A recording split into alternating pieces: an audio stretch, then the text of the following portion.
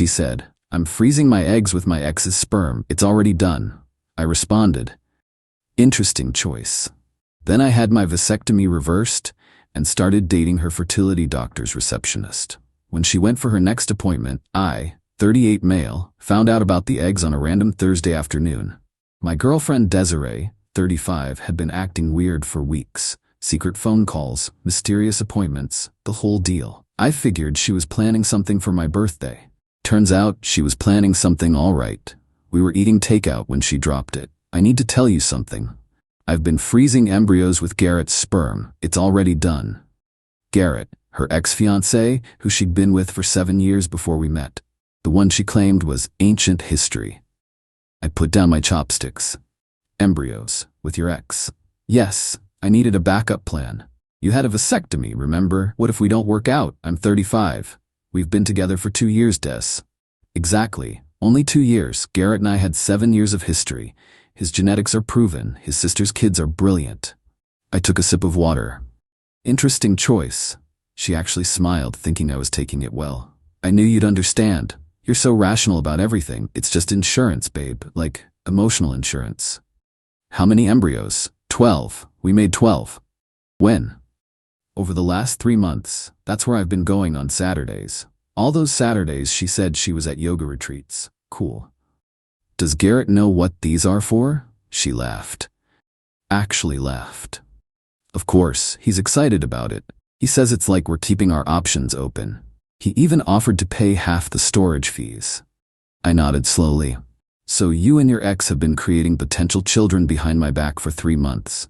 Don't be dramatic. They're just cells right now. Cells you plan to potentially grow into humans. Only if things don't work out with us. It's not like I'm planning to leave you. But you're planning for when you do. She rolled her eyes. Every smart woman has a backup plan. Ask anyone. I finished my meal in silence while she chatted about the clinic, how professional they were, how Dr. Hendricks was so understanding about her situation. She even showed me the paperwork. 12 grade A embryos, frozen and waiting. That night, while she slept, I made my own appointment with Dr. Hendricks. Not for a consultation, for a vasectomy reversal. Update 1. The reversal surgery went smooth. Dr. Hendricks was interesting. Kept making comments about modern relationships and how complicated things were these days. His receptionist, Brooke, handled all my paperwork. She was professional, but I caught her eye roll when she saw Desiree's name in the system. Complicated situation? She asked carefully. You could say that.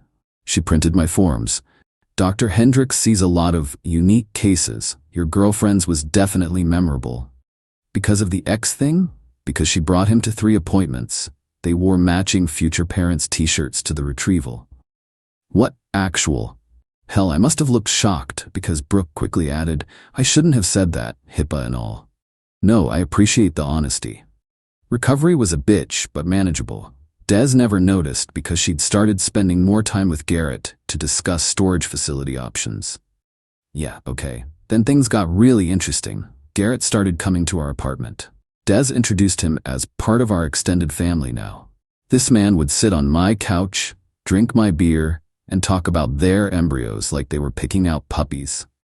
I've been thinking, he said one evening, about names. If it's a boy, definitely Garrett Jr. Des laughed. We already discussed this. Garrett Theodore after your father.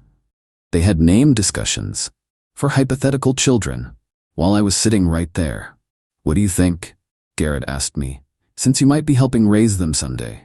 I smiled. I think Garrett Theodore sounds perfect, Des beamed. See? I told you he'd be supportive. 2 days later, I ran into Brooke at a coffee shop. We talked. She mentioned she was single. I mentioned I was basically single too, just hadn't filed the paperwork yet. We exchanged numbers. Our first date was perfect. She knew exactly what I was dealing with, and she had stories. Oh boy, did she have stories. You wouldn't believe how many women come in with their exes, she told me. But your girlfriend? She took it to another level. She had him initial every single embryo container. Initial them, like they were signing yearbooks. You're kidding. Nope. And she made this whole speech about preserving their love in front of the entire staff. Dr. Hendricks had to excuse himself. We thought he was sick, but Sandy caught him laughing in the supply closet. I started documenting everything. Every visit from Garrett, every conversation about the embryos, every time Des mentioned their beautiful genetic legacy. Then Des hit me with the next bomb. Garrett and I think we should have a ceremony. A what now? An embryo blessing ceremony. His mom's pastor agreed to do it. Nothing legally binding, just spiritual. You want a pastor to bless embryos you made with your ex while dating me? You're invited too. We want you to be part of this journey. When? Next month. Garrett's already designed the invitations. She showed me the invitation. It had a picture of an ultrasound, not even their actual embryos, just a stock photo, with the words, "Celebrating future possibilities." In gold script, I said I'd think about it. Then I made plans with Brooke for that same day. Update 2. The embryo blessing was on a Saturday. Des wore white, to bless embryos, with her ex, while dating me. Garrett wore a matching white suit. They'd coordinated. I told her I had to work.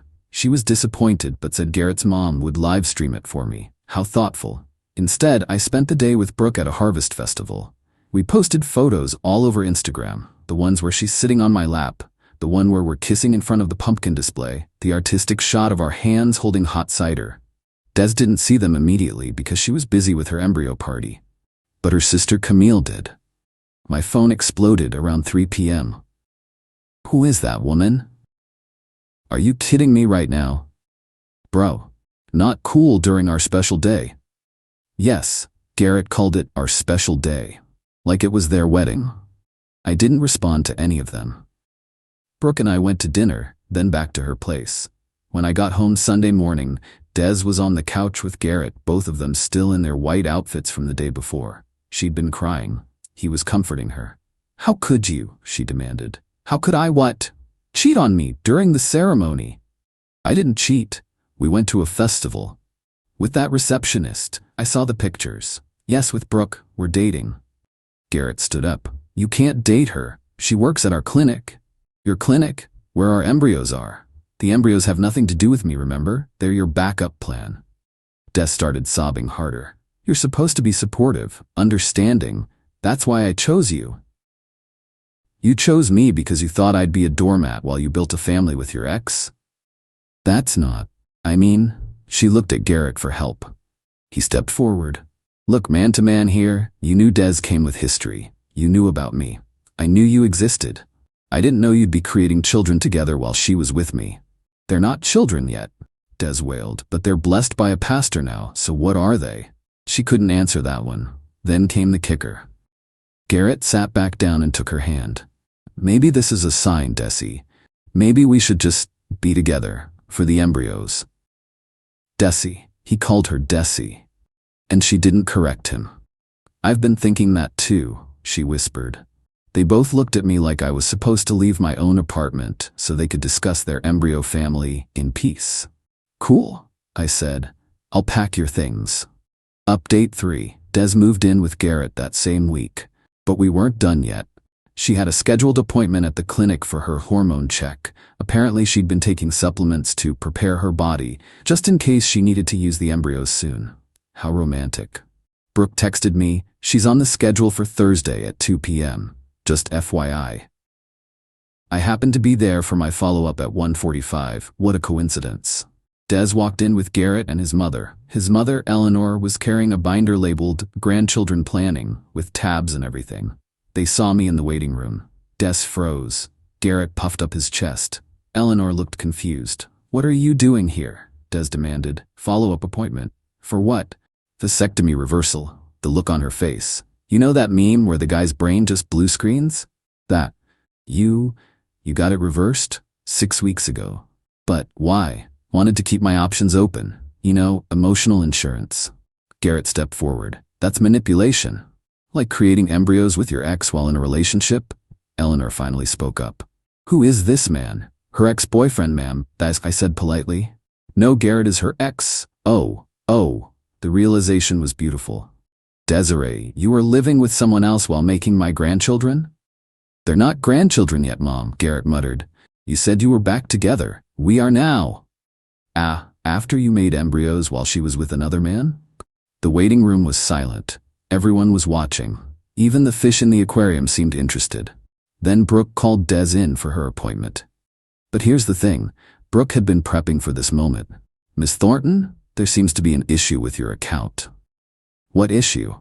"The credit card on file was declined for your storage fees." "That's impossible. Garrett paid them." Garrett went pale. I thought we were splitting them." "You said you'd handle it." "I paid the first month. That was 3 months ago." Brooke typed carefully. "According to our records, you're past due by $2,400. The facility needs payment immediately or what?" Des shrieked. Dr. Hendricks came out. "Is there a problem?" "The storage fees," Brooke explained professionally. "They're significantly overdue." "Ah," he looked at Des and Garrett. "Well, you'll need to sort that before we can proceed with any treatments." "This is insane," Des turned to me. "Did you do this?" "Do what?" "Not pay your storage fees for embryos I'm not part of?" "You knew about this." "How would I know you two weren't paying your bills?"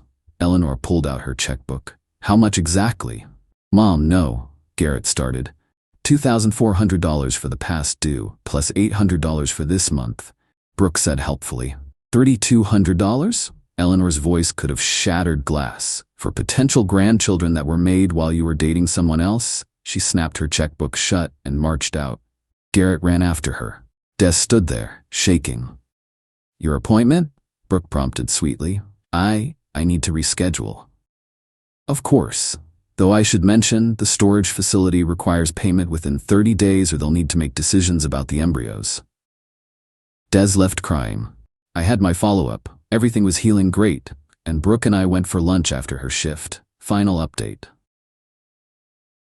It's been 3 months now, and here's where everyone ended up. Des and Garrett broke up after 2 weeks of living together. Turns out, when you're not secretly creating embryos, you don't actually have much to talk about. She wanted him to get a second job to pay for storage. He wanted her to ask her parents for money. They had a screaming match that got them both evicted from his apartment. The embryos? Still in storage, but here's the twist. Garrett's mom Eleanor actually paid the fees. Not because she supported them, but because she hired a lawyer to explore her grandparental rights to the embryos. Yeah, that's a thing she's trying to make happen. Des and Garrett are now legally fighting her for custody of embryos that don't even have a womb to go to yet. Des texted me last week. "This is all your fault. If you'd just been supportive, none of this would have happened." I replied, "Interesting perspective." She sent 23 more texts that I didn't read. Garrett reached out too, wanting to grab a beer and talk man-to-man about what happened. I declined. He's now dating someone new who apparently doesn't know about his dozen frozen potential children or the legal battle with his own mother. Des tried to switch fertility clinics, but needed her records transferred. Brooke handled that request. Apparently, Des cried at the desk for 20 minutes about how everyone was against her love story.